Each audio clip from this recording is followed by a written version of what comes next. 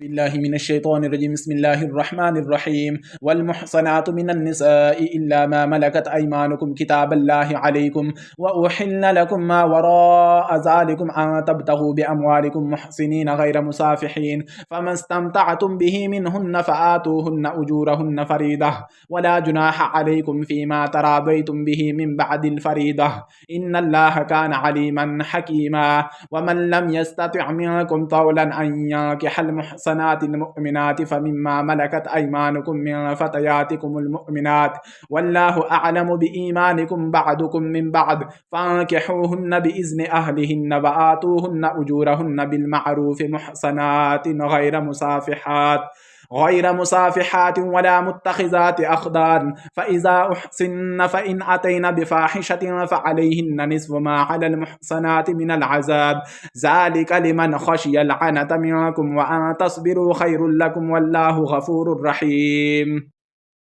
يريد الله ليبين لكم ويهديكم سنن الذين من قبلكم ويتوب عليكم والله عليم حكيم. والله يريد أن يتوب عليكم ويريد الذين يتبعون الشهوات أن تميلوا ميلا عظيما. يريد الله أن يخفف عنكم وخلق الإنسان ضعيفا. يا أيها الذين آمنوا لا تأكلوا أموالكم بينكم بالباطل إلا أن تكون تجارة عن تراض منكم، ولا تقتلوا أنفسكم إن الله كان بكم رحيما. ومن يفعل ذلك عدوانا وظلما فسوف نصليه نارا وكان ذلك على الله يسيرا. إن تجتنبوا كبائر ما تنهون عنه نكفر عنكم سيئاتكم وندخلكم مدخلا كريما. ولا تتمنوا ما فضل الله به بعضكم على بعض، للرجال نصيب مما اكتسبوا وللنساء نصيب مما اكتسبن، واسألوا الله من فضله إن الله كان بكل شيء عليما. ولكل جعلنا موالي مما ترك الوالدان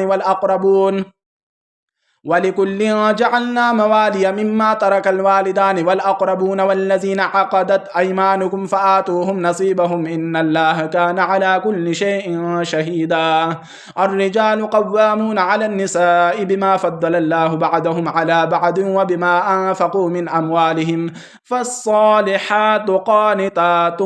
حافظات للغيب بما حفظ الله، واللاتي تخافون نشوزهن فعظوهن واهجروهن في المضاجع واضربوهن، فإن أطعنكم فلا تبغوا عليهن سبيلا إن الله كان عليا كبيرا. وإن خفتم شقاق بينهما فابعثوا حكما من أهله وحكما من أهلها إن يريدا إصلاحا يوفق الله بينهما إن الله كان عليما خبيرا.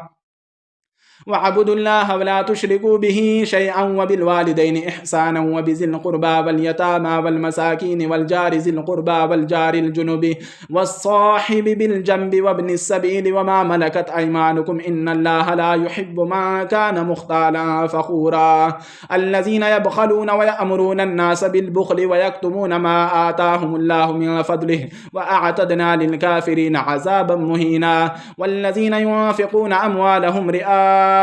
الناس ولا يؤمنون بالله ولا باليوم الآخر ومن يكن الشيطان له قرينا فساء قرينا. وماذا عليهم لو آمنوا بالله واليوم الآخر وأنفقوا مما رزقهم الله وكان الله بهم عليما. إن الله لا يظلم مثقال ذرة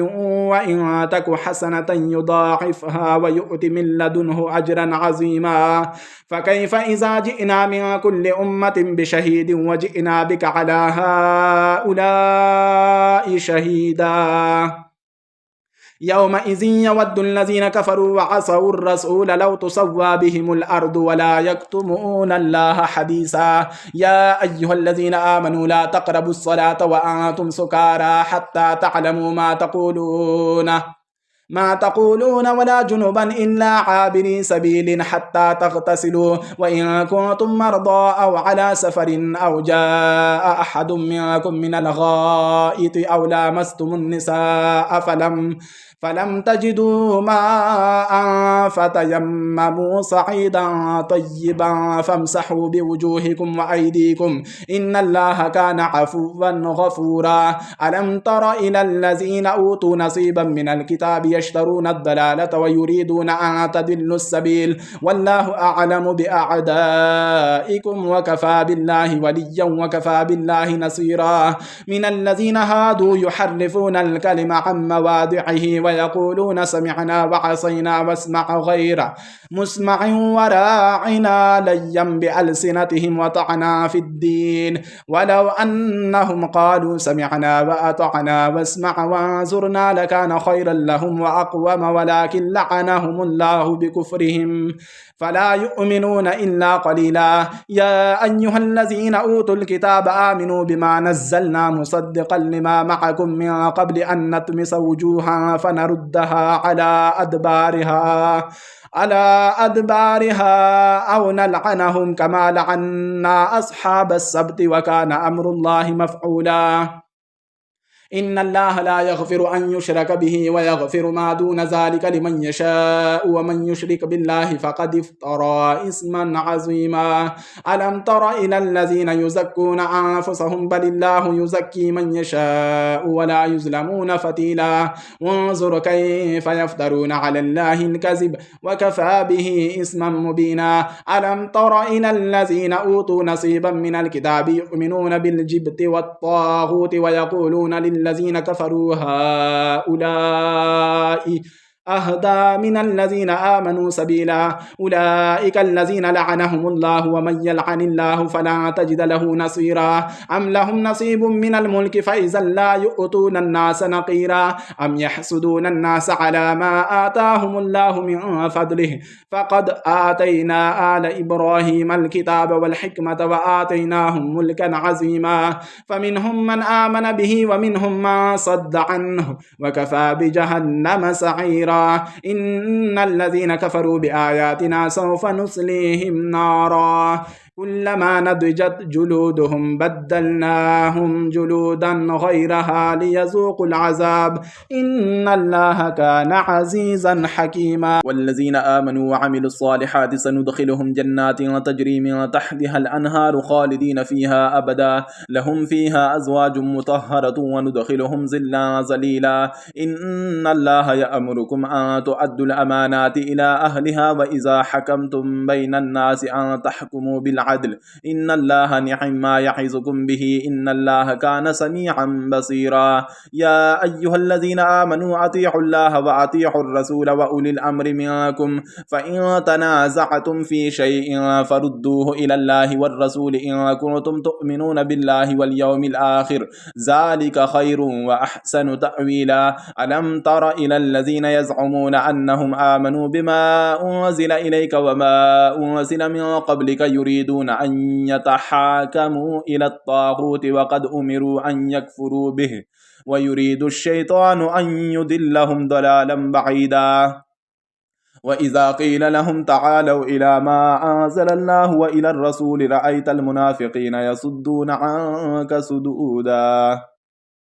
فكيف إذا أصابتهم مصيبة بما قدمت أيديهم ثم جاءوك يحلفون بالله إن أردنا إلا إحسانا وتوفيقا أولئك الذين يعلم الله ما في قلوبهم فأعرض عنهم وعظهم وقل لهم في أنفسهم قولا بليغا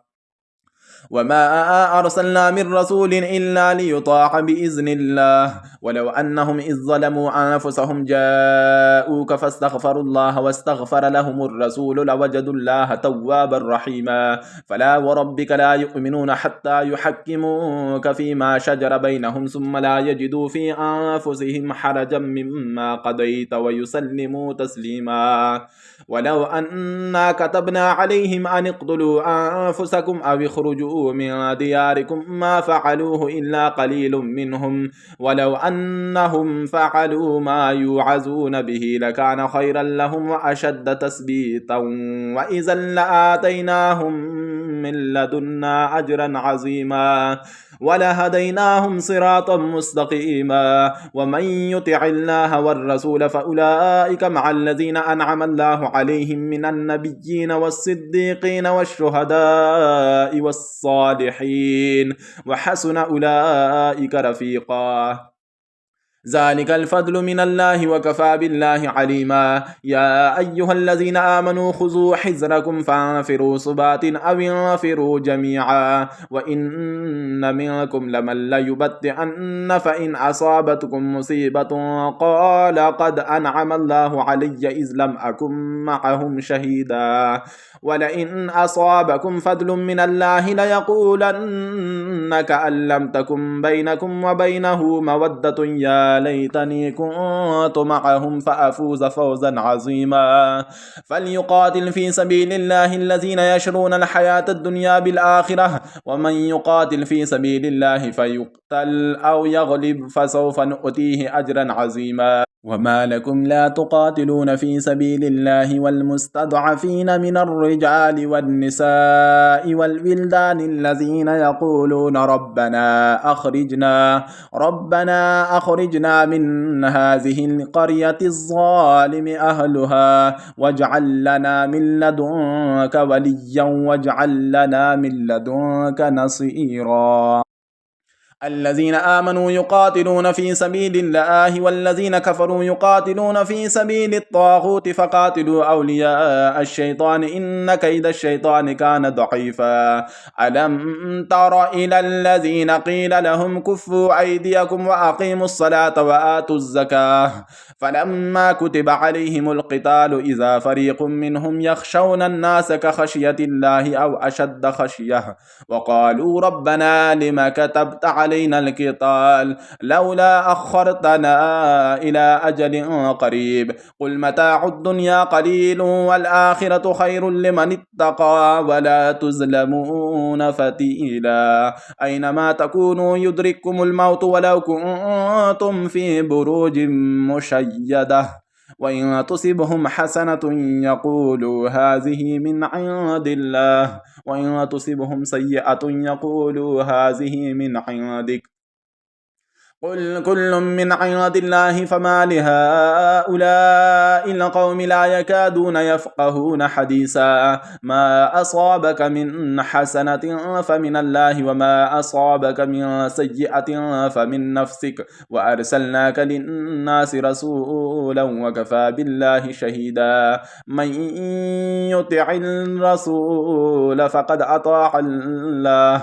من يطع الرسول فقد أطاع الله وما تولى فما أرسلناك عليهم حفيظا ويقولون طاعة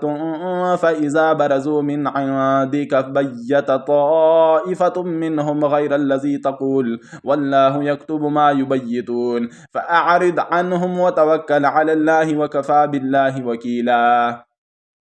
أفلا يتدبرون القرآن ولو كان من عند غير الله لوجدوا فيه اختلافا كثيرا وإذا جاءهم أمر من الأمن أو الخوف أذاعوا به ولو ردوه إلى الرسول وإلى أولي الأمر منهم لعلمه الذين يستنبطونه منهم ولولا فضل الله عليكم ورحمته لاتبعتم الشيطان إلا قليلا فقاتل في سبيل الله لا تكلف إلا نفسك وحرد المؤمنين عسى الله أن يكف بأس الذين كفروا والله أشد بأسا وأشد تنكيلا من يشفع شفاعة حسنة يكن له نصيب منها ومن يشفع شفاعة سيئة يكن له كفل منها وكان الله على كل شيء مقيتا وإذا حييتم بتحية فحيوا بأحسن منها أو ردوها إن الله كان على كل شيء حسيبا الله لا إله إلا هو لا يجمعنكم إلى يوم القيامة لا ريب فيه ومن أصدق من الله حديثا فما لكم في المنافقين فئتين والله أركسهم بما كسبوا أتريدون أن تهدوا من أضل الله ومن يضلل الله فلن تجد له سبيلا ودوا لو تكفرون كما كفروا فتكونون سواء فلا تتخذوا منهم أولياء حتى يهاجروا في سبيل الله فإن تولوا فخذوهم واقتلوهم حيث وجدتموهم ولا تتخذوا منهم وليا ولا نصيرا إلا الذين يصلون إلى قوم بينكم وبينهم ميثاق أو جاءوكم حصرت صدورهم أن يقاتلوكم أو يقاتلوا قومهم ولو شاء الله لسلطهم عليكم فلقاتلوكم فإن اعتزلوكم فلم يقاتلوكم وألقوا إليكم السلم فما جعل الله لكم عليهم سبيلا ستجدون آخرين يريدون أن يأمنوكم ويأمنوا قومهم كلما ردوا إلى الفتنة أركسوا فيها فإن لم يعتزلوكم ويلقوا إليكم السلم ويكفوا أيديهم فخذوهم واقتلوهم حيث ثقفتموهم وأولئكم جعلنا لكم عليهم سلطانا مبينا وما كان للمؤمن أن يقتل مؤمنا إلا خطأ ومن قتل مؤمنا خطأ فتحرير رقبة مؤمنة ودية مسلمة إلى أهله إلا أن يصدقوا فإن كان من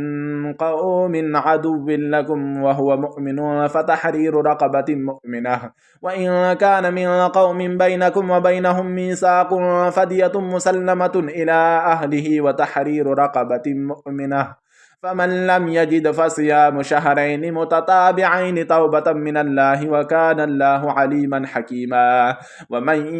يقتل مؤمنا متعمدا فجزاؤه جهنم خالدا فيها وغضب الله عليه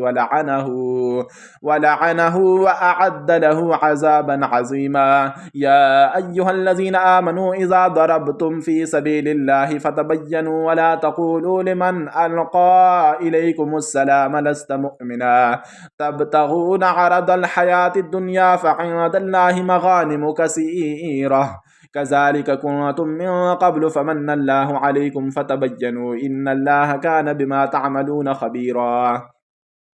لا يستوي القاعدون من المؤمنين غير أولي الضرر والمجاهدون في سبيل الله بأموالهم وأنفسهم فضل الله المجاهدين بأموالهم وأنفسهم على القاعدين درجة وكلا وعد الله الحسنى وفضل الله المجاهدين على القاعدين أجرا عظيما درجات منه ومغفرة ورحمة وكان الله غفورا رحيما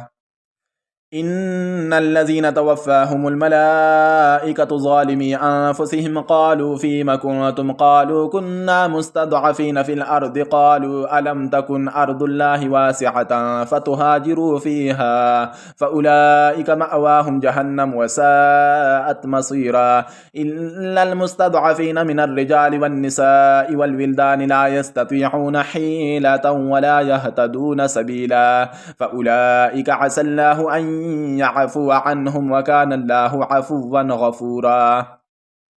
ومن يهاجر في سبيل الله يجد في الأرض مراغما كثيرا وسعة ومن يخرج من بيته مهاجرا إلى الله ورسوله ثم يدركه الموت فقد وقع أجره على الله وكان الله غفورا رحيما وإذا ضربتم في الأرض فليس عليكم جناح أن تقصروا من الصلاة إن خفتم أن يفتنكم الذين كفروا إن الكافرين كانوا لكم عدوا مبينا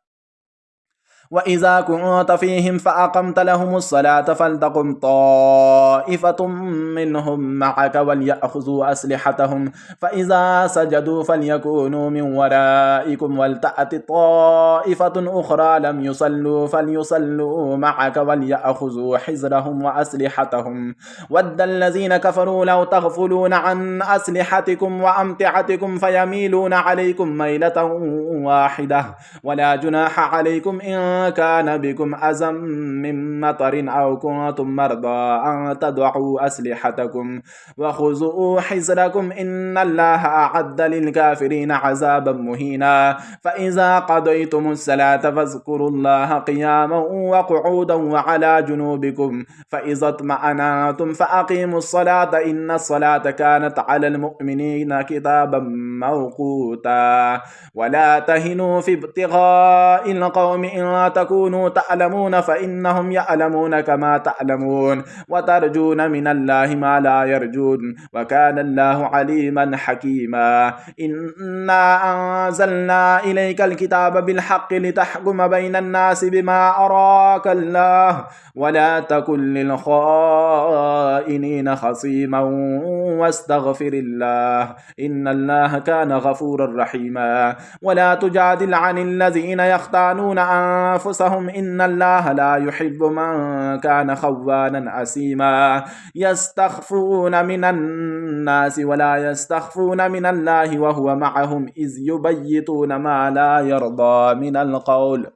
ما لا يرضى من القول وكان الله بما يعملون محيطا ها أنتم هؤلاء جادلتم عنهم في الحياة الدنيا فمن يجادل الله عنهم يوم القيامة أم من يكون عليهم وكيلا ومن يعمل سوءا أو يظلم نفسه ثم يستغفر الله يجد الله غفورا رحيما ومن يكسب إثما فإنما يكسبه على نفسه وكان الله عليما حكيما ومن يكسب خطيئة أو إثما ثم يرم به بريئا فقد احتمل بهتانا وإثما مبينا ولولا فضل الله عليك ورحمته لهمت طائفة منهم أن يضلوك وما يضلون إلا أنفسهم وما يضرونك من شيء وأنزل الله عليك الكتاب والحكمة وعلمك ما لم تكن تعلم وكان فضل الله عليك عظيما لا خير في كثير من نجواهم إلا من أمر بصدقة أو معروف أو إصلاح بين الناس ومن يفعل ذلك ابتغاء مرضات الله فسوف نؤتيه أجرا عظيما ومن يشاقق الرسول من بعد ما تبين له الهدى ويتبع غير سبيل المؤمنين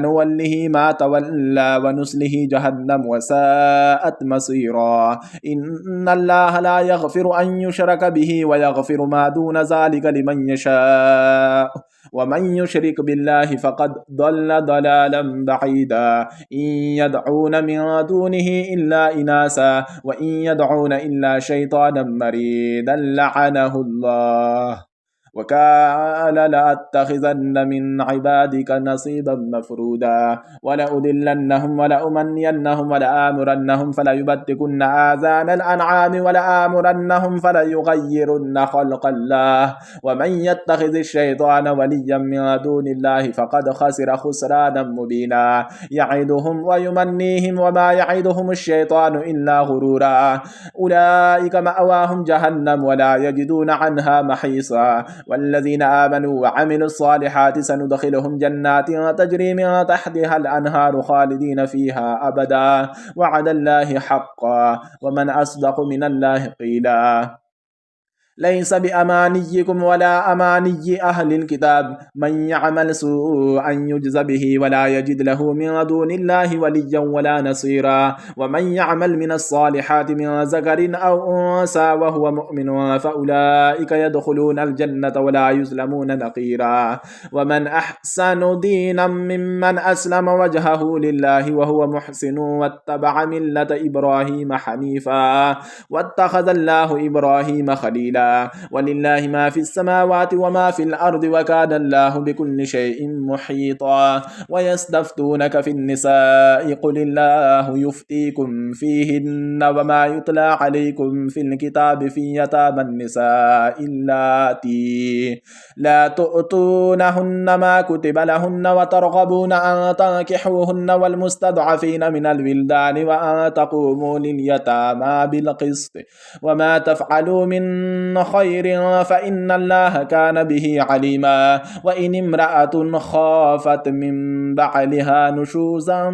أو إعراضا فلا جناح عليهما أن يصلحا بينهما صلحا والصلح خير وأحضرت الأنفس الشح وإن تحسنوا وتتقوا فإن الله كان بما تعملون خبيرا ولا تستطيعوا أن تعدلوا بين النساء ولو حرصتم فلا تميلوا كل الميل فتذروها كالمعلقة وإن تصلحوا وتتقوا فإن الله كان غفورا رحيما وإن يتفرقا يغني الله كلا من سعته وكان الله واسعا حكيما ولله ما في السماوات وما في الأرض ولقد وصينا الذين أوتوا الكتاب من قبلكم وإياكم أن اتقوا الله وإن تكفروا فإن لله ما في السماوات وما في الأرض وكان الله غنيا حميدا ولله ما في السماوات وما في الأرض وكفى بالله وكيلا إن يشأ يذهبكم أيها الناس ويأتي بآخرين وكان الله على ذلك قديرا من كان يريد ثواب الدنيا فعند الله ثواب الدنيا والآخرة وكان الله سميعا بصيرا يا أيها الذين آمنوا كونوا قوامين بالقسط شهداء لله ولو على أنفسكم أو الوالدين والأقربين إن يكن غنيا أو فقيرا فالله أولى بهما فلا تتبعوا الهوى أن تعدلوا وإن تلووا أو تعرضوا فإن الله كان بما تعملون خبيرا يا أيها الذين آمنوا بالله ورسوله والكتاب الذي نزل على رسوله والكتاب الذي أنزل من قبل ومن يكفر بالله وملائكته وكتبه ورسله واليوم الآخر فقد ضل ضلالا بعيدا إن الذين آمنوا ثم كفروا ثم آمنوا ثم كفروا ثم ازدادوا كفرا لم يكن الله ليغفر لهم ولا ليهديهم سبيلا بشر المنافقين بأن لهم عذابا أليما الذين يتخذون الكافرين أولياء من دون المؤمنين أيبتغون عندهم العزة فإن العزة لله جميعا وقد نزل عليكم في الكتاب أن إذا سمعتم آيات الله يكفر بها ويستهزأ بها فلا تقعدوا معهم حتى يخوضوا في حديث غيره إنكم إذا مثلهم إن الله جامع المنافقين والكافرين في جهنم جميعا الذين يتربصون بكم فإن كان لكم فتح من الله قالوا ألم نكن معكم وإن كان للكافرين نصيب قالوا ألم نستحوذ عليكم ونمنعكم من المؤمنين فالله يحكم بينكم يوم القيامة ولن يجعل الله للكافرين على المؤمنين سبيلا إن المنافقين يخادعون الله وهو خادعهم وإذا قاموا إلى الصلاة قاموا كسالى يراءون الناس ولا يذكرون الله إلا قليلا مذبذبين بين ذلك لا إله هؤلاء ولا إله